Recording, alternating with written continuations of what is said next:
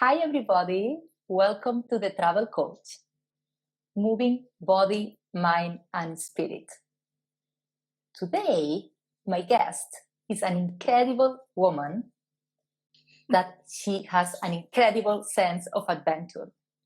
She's originally from Poland. She currently lives in the UK, but in her journey in between, she's never been far from water. Gosha welcome to the Travel Coach. Hello, very nice to be here, and thank you very much for the opportunity to tell you about my sailing and water stories. You are so much welcome. We are looking forward to hear about your story and all the things you have to tell us. But before that, I would like if you can tell us a bit about your background, where you were growing up. So my background is, I was born in Poland, and during that time, in my childhood, I did spend a lot of time around the water. My dad used to be a part of a sailing club, and they used to do a lot of diving. There were boats sort of everywhere. And then when I kind of grown up and got a bit older and went studies in Denmark, I kind of started sailing again, and that's where I met my husband, Chris. And so from the lakes and sort of short sailing distances, I went on to a sailing on the seas, doing overnight passages and learning about navigation. When I met Chris, he was on his way to north of the Baltic, and he didn't complete the journey because we met and we went in the opposite direction. We went to London. But after sort of a next 4 or 5 years, we did plan to go to the Baltic, which I hope to tell you about a bit more. So, coming from Poland with, related with sailing and boats already because of your family, you moved to Denmark for the university? Yes, and that's there you correct. Met Chris. Yes. So there is a bit of a love story there. Yeah, that's beautiful. So, and Chris also was related to enjoying boats and sailing as well? So Chris actually sailed in the Merchant Navy for years. And when he came off the sea, he kind of decided he can't really live in the house, and bought a boat and went sailing. So as he was on his way to the North Baltic, he was passing by Copenhagen, and that's how we kind of met. Wow. Okay, so he was already planning going to the Baltics at that time? He was actually on the way. Okay. And so he got caught because of the weather and the winter. So the Baltic freezes big time. And so he couldn't go any further. So he decided to stay in Copenhagen for the winter and go and learn Danish. So that's where we met, learning Danish in Studieskolen. Wow, so it was not planned. It was totally like a synchronicity. No. It was just a proper random, meeting. So you were studying, you were a student there by that time? Yeah, so I studied architecture and design. And then when we met, we kind of decided we had to take some time to, get together and properly form the relationship, and we had to get the work and so on. And so we went to London, where I graduated in architecture in 2008. And since then, I've been working in design and the industry, but also in asset management. So I've been doing that for 10 years, helping the real estate owners to readjust the delivery way of how they get the value out of properties. So that's been the busy part of my professional life. But we went from Denmark to London on the boat, and so that boat became our home. So we lived on it for a good sort of 16 years in central London. So we started in one of the marinas on the south side. Then we went to Limehouse. In the meantime, we took a break. And I got the scholarship in Holland. So we thought we have a boat. Why don't we just sail there? So that was one of our first North Sea crossings from London to Rotterdam. So we stayed there again on the boat for a year and a half. And then we came back, have graduated, got the job. And then we were kind of hungry again for another adventure. So we thought we're going to save up and pack the bags and go sailing again, which then we took half a year off to go to the Baltic. That's amazing. So all this time, your house was a boat. Yes, that's correct. You were living in London, but not in an apartment or in a house, but in the boat. Yes. What's so fascinating about boats? Why in a boat? What do you have in the boat that you don't have in a house? I think there are a few things that are very different. For us, it was the ease of being outdoors. We always like a lot of outdoor space. And the flat in central London, there's sort of density there. It always felt very cramped. On the boat, you are just so much with the environment, with the nature. You have the ducks around you, you have the marine life, you have the fish. You always feel like it's a little bit like on holiday, although you are in London. So it gives you that nice sense of, a break when you come out from the tube and the busy town. You open the gates to the marina and then you feel like you're back on holiday. So you have and you get this sort of a nice work-life balance that way. That's amazing. So, and then instead of just traveling to Rotterdam, you just take the house, your boat, and you were there, right? So you don't need to package, you don't need to make suitcases, you just take the house with you. Yeah, exactly. A bit like a snail. I think about it sometimes it's a bit like a snail. You just have all of it with you and then you just go. Yeah. Obviously, you have to plan for the weather and you have to plan for, where you arrive and those kind of things.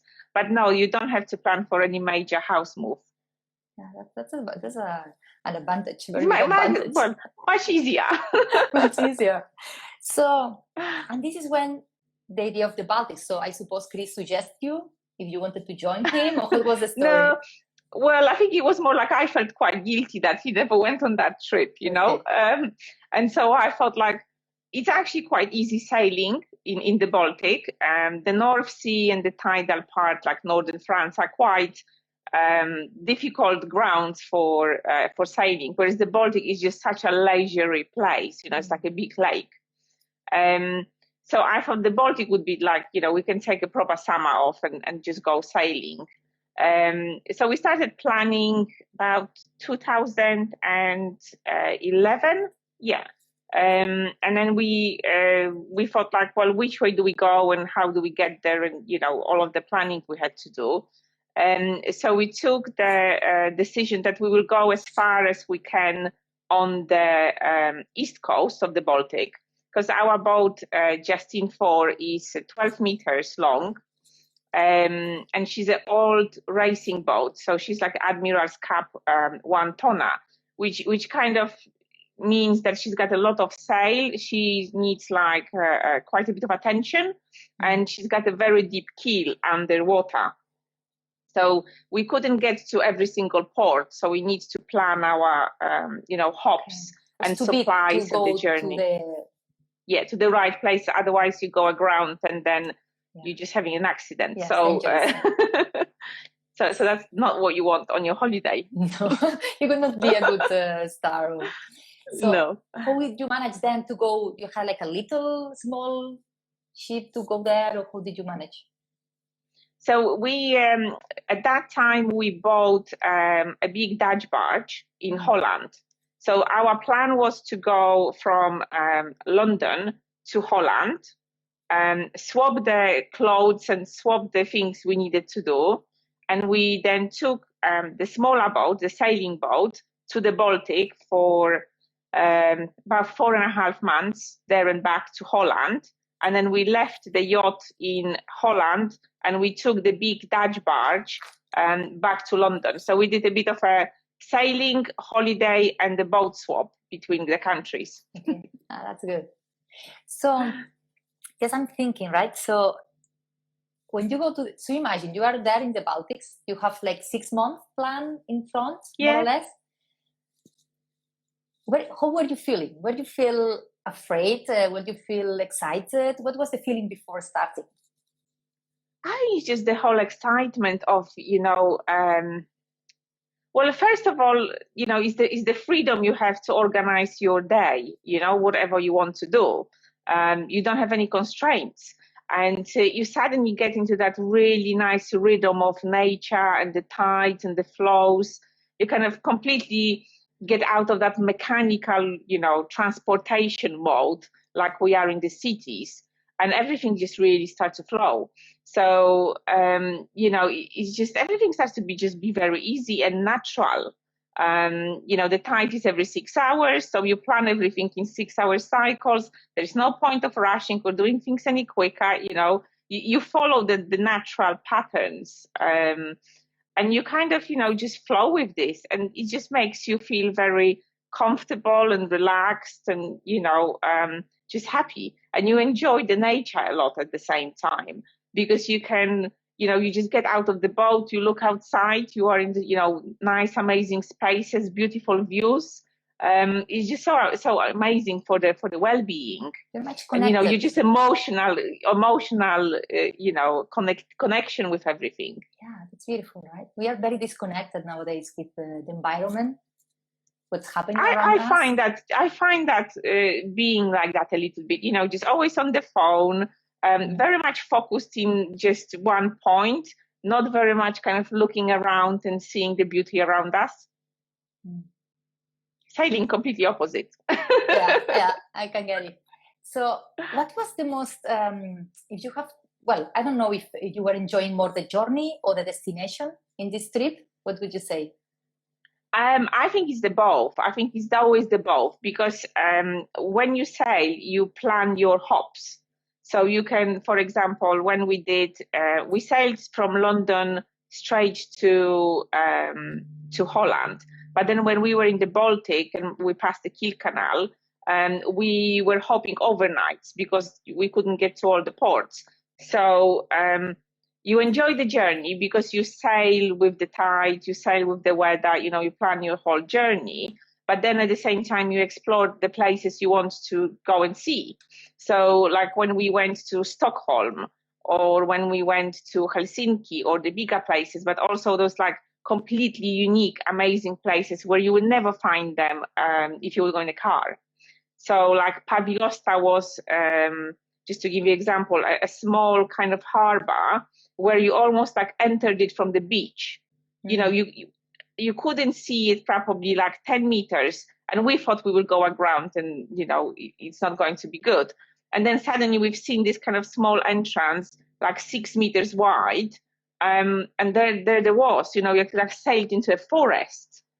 And then once you pass the main forest, the first bit, there was just like a big lagoon and a pool where you could moor your boat. You would never find this place any other way. So when we thought like we can get there, it was kind of on our way. We read a little bit about it, and we were just really excited about the fact, we're going to enter this really spectacular little harbor in the middle of the forest, straight from the beach. So, you look forward to those places, and then once you're there, you go like, wow, this is just so spectacular. It was worth it, yeah. Yeah, and you go like, well, let's stay a couple of days. and then and every place feels like that. You arrive there and you go like, wow, let's stay a couple of days. And then you plan your next. There is not a touristic place, I suppose. You are maybe alone there. No. So it's just so unique. There was just like small fishing boats. They only go out, just fish a little bit. It's not on the beaten track for the main yachts. So we always try to find those like unique, hidden gems in different countries where we go. Estonia was quite spectacular. Finland and the archipelago and the Swedish archipelago, they were just absolutely stunning. And because we don't have the tide going up and down, you can actually find amazing places, and you can just anchor. You can find like, there was a high coast of Sweden, for example. It looks a little bit like Scotland, just without the weather, with all the sun 24/7. And, you kind of come towards like a cliff, you drop your anchor, and then just nothing moves. And you're just there on your boat, you can stay there for as long as you want. You just make nice meal, you know, have a wine on the deck, and you know, the time just go for a stops, swim. Yeah. Yeah, that's brilliant.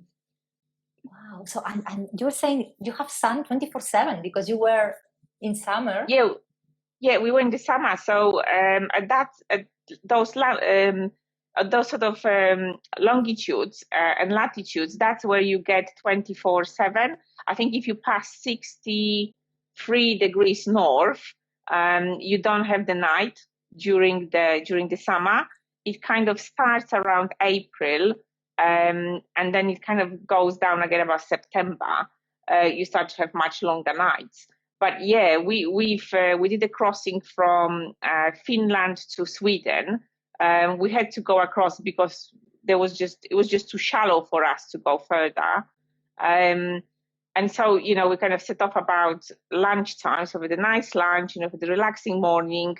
And then we set off, we sailed overnight, and we didn't even feel tired because you have all this, you know, your body gets, I suppose, a little bit confused. Yeah, I was wondering, right? Because I know also sailing is very physical.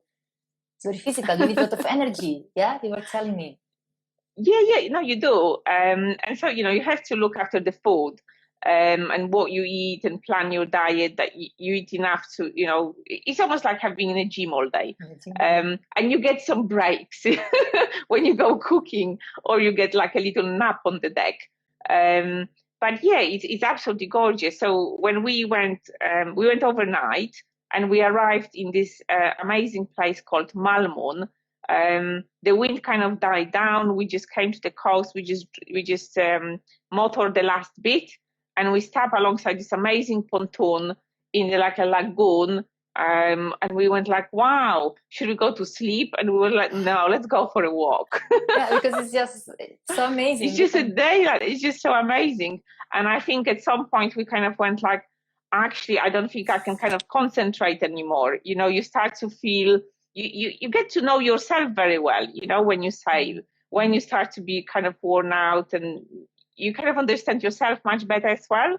Your body, because the signs of your body. Yeah. And so we went like, oh yeah, I think I'm finding quite difficult now to concentrate. So we were like automated on this, like, let's just explore everything.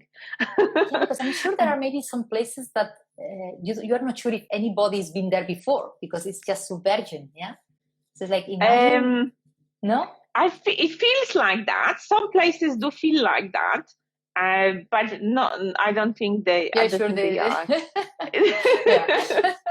Well, it's good. I think it's quite well populated. Yeah, but you know, you get to places. We on the north, on the Swedish coast, there were places where we haven't seen a boat for a week.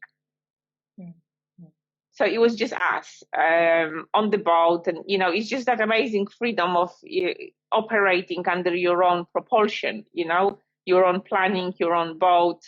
And it gives that kind of sense of independence. You know, you don't have to rely on anything. You just have to go once a week to the shop, get the stuff, and the rest of the time is yours. So you kind of start to live very differently. You know, you don't need all of those external kind of inputs. There's no eBay, there is no Amazon, you know, there is no online shopping. You are there yourself with the nature. Yeah. And with the nature, and you know, with amazing food and a great company, what more do you need? That's important.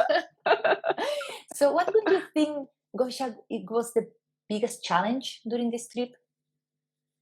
The biggest challenge, managing the own expectations for missing some of the amazing places and ports.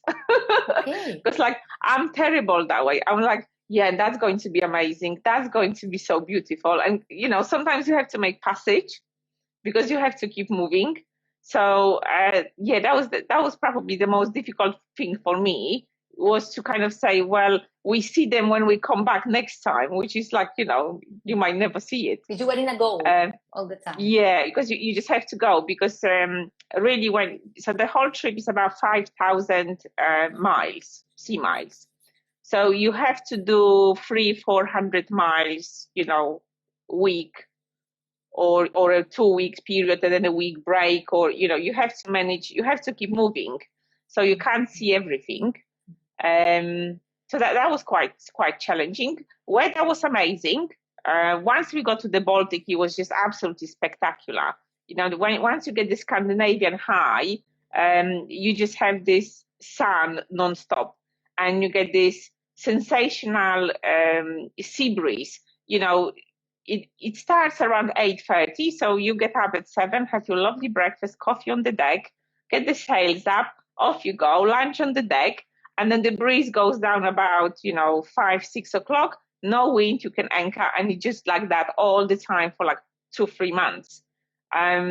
So that's the absolutely stunning part of sailing the Baltic.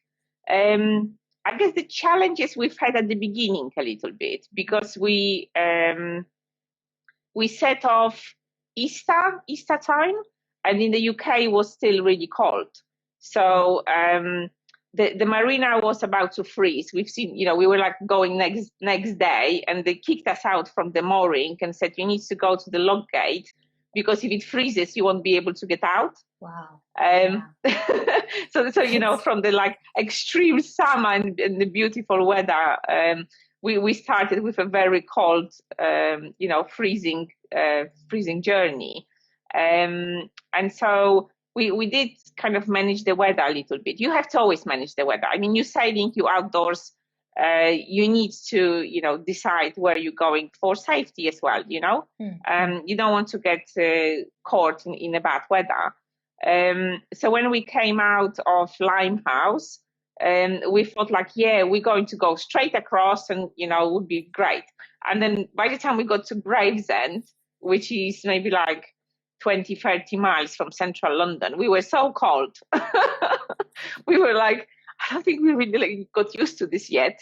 You have to also wear the right clothes, right? Oh yeah, Cold, yeah. You've had the snow on. We were sailing in snow. It was like freezing cold. I felt like my mask up to there, just only my eyes sticking out. And that's the moment that you're thinking, what am I doing here, right? Yeah, I was like, it's supposed to be warm. I'm going. It's supposed to be a holiday. And we cooked this amazing meal. We thought like, we have to eat, like, it's cold, we're going to eat proper food. And I think Chris cooked Scotch broth, and we thought, it will last us for a couple of days. Well, once we got inside, we were like, just heat it up.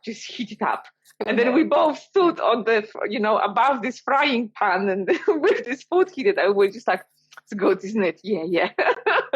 And we were just so hungry and cold. We were warming up from that food, and we were just like eating it very quickly. It didn't last, to the next day. So we had to, cook more stuff. But I mean, 10 days, we've always lots of tins. So you can always you always have food somewhere on the boat. Yeah, well, if you cannot find the next supermarket, maybe you're in the middle of the ocean, this could be challenging. Fishing. You can fish. Okay, so that was the challenge. And what was the most rewarding part? Gosh, all of it is quite rewarding. I think the most rewarding, I suppose, is is you completed the journey. You've seen all those amazing places, and you didn't have any disasters, you didn't break anything. That's always something you have to be mindful on boats. How the boat performs. That's quite important. You always look for, is the engine sounding okay? Do we have enough fuel? Do we have the pumps working? So there is a bit of an engineering to work with. But I suppose I'm quite lucky because Chris is a marine engineer, so he does this kind of stuff for breakfast. Yeah. But at the end of the day, we both had to sail the boat, and she's quite demanding. She used to sail with 8 people. We've made adaptation for 2 of us, but you still have to stay overnight. You have to still keep the watch all the time. So actually, completing all those stages and not having any issues, it's very rewarding. And we always have this sort of saying like, well, we arrived, it's amazing, we didn't break anything. What do we do next? We made it. And it's always like, we've made another port. I And that's, I think, the rewarding elements of it, because you put so much effort up front. I mean, you hear a lot of stories where people go on those sailing trips and they end up, changing the engine on the way or something breaking and they have to stay and, do long repairs. So we've been very, proactive about all those things.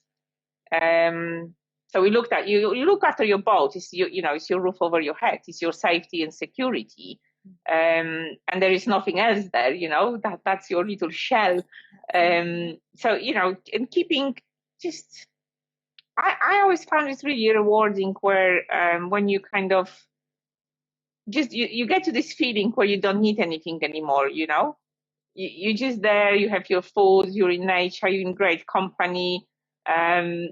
You kind of get this feeling of like, well, I could just stay like that forever. Because I can imagine it must be days just you don't see land, right? So just you go and you see. It happens. It happens. If you do longer passages, then that's what happens. You just see like, boats passing by and you wouldn't see any land. And yeah, it's kind of a feeling where it's a little bit like a fishbowl, because when you see land, you get a sense of distance, but where you actually don't see any land, like wherever you look, it's horizons. Yeah. You lose the orientation. You lose the perspective, and orientation a little bit. And because it was all day during daytime, also maybe you lose the sense of time as well, right? So it was quite crazy. It's just completely kind of out of the, all the things you would consider that keep you on track.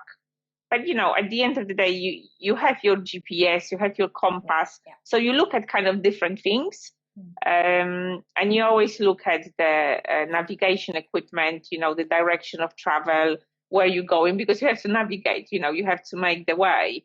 So if you change the bearing in the wrong direction, then you obviously, instead of Finland, you'll be going to Sweden. So you have to be careful with that. And then you just some few miles in the wrong direction, it could be a problem to just advance. Yeah, because you always then keep eye on the weather as well. I mean, Baltic is very forgiving, but we sailed in the English Channel and we did like North Brittany, Isles of Scilly on other trips. And you do have to keep eye on the weather in English Channel, because it could happen that, you thought you're going to arrive, it's going to be nice, and it's not. You get kind of tossed around at the entrance and, you might feel occasionally seasick. Yeah, wow.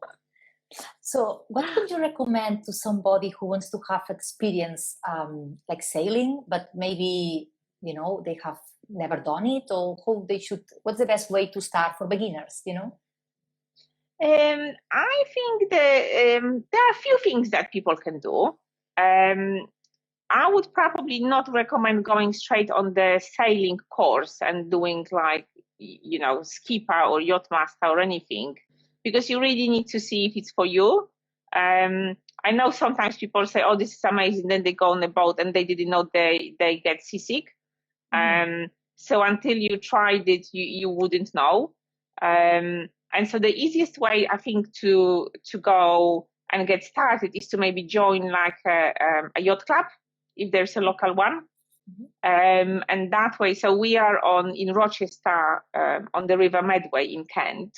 And our yacht club, for example, takes people who don't have boats. But then they can come and, there is like a Facebook group. And if they're looking for a boat to help out, then they can come and join and, sail with different people. So that's how we met this year, a couple of people whom we're going to be taking with us, on other trips. So that's one way of doing it. There's a lot of like Facebook groups where people are looking for crew as well, sometimes in quite exotic places. So I was recently looking at I think it was Sailing Hitchhikers, I think that was called. Oh, okay. And so there was a couple sailing in Mexico. They were looking for a couple of people to give them a hand. That could be quite nice holiday. Yeah. I can see your next pictures of you, Sonia, going to the front deck. This selfie. Yeah.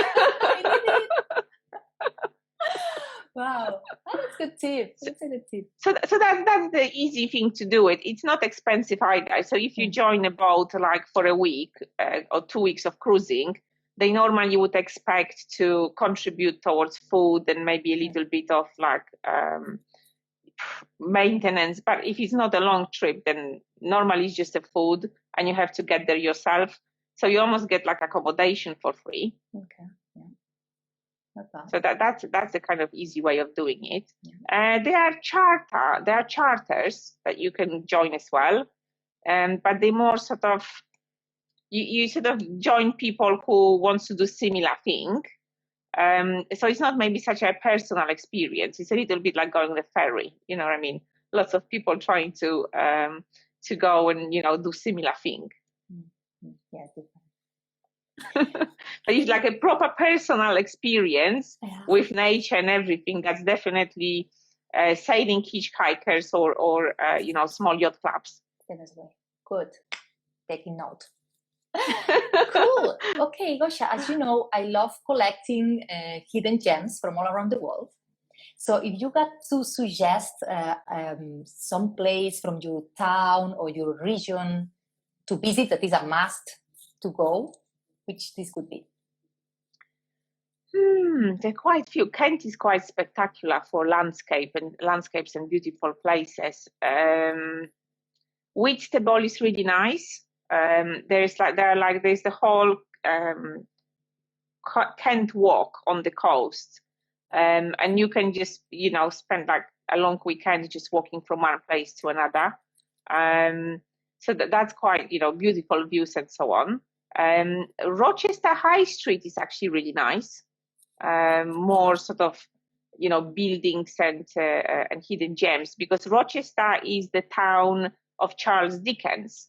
And what you can do, you can go on the trip with like a guide, Dickens guide, and if you know the stories a little bit, he takes you through the story. So you walk through the town like you would be in the story. I love that. So that's a nice thing to do as well. Wow, okay. We always learn things. Okay, so just before finishing, Gosha, let people know how they can contact you. It always just went so quickly. But that's very quick, yeah. So just let people know how to contact you, how they can reach out to you. So I can be reached on my email address, and that's gosha.jacewicz@gmail.com, or sort of Facebook. I'm on Facebook. Now I'm on Instagram as well. And if people want to reach out for yourself as well, then they're most welcome. Yeah, okay. That's great. So it was really a pleasure to have you today on board on the Travel Coach. And I wish you and everybody tuning safe and lovely travels. Thank you very much again, Gosha. Take care. Thank you for having me on board. Thank you. Goodbye.